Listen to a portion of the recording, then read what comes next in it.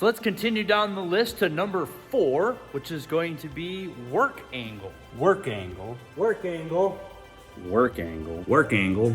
Work angle is the ability for me to control the angle that is perpendicular to the direction of my travel. So if my direction of travel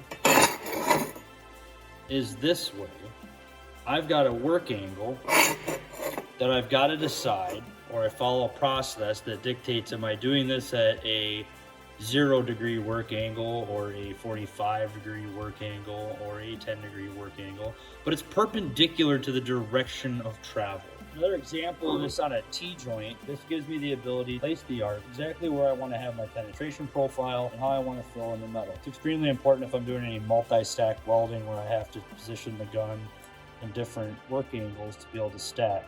But in this case, if I'm coming down this 90-degree, I'm going to keep a 45-degree work angle the entire time with it. That is how we explain work angle.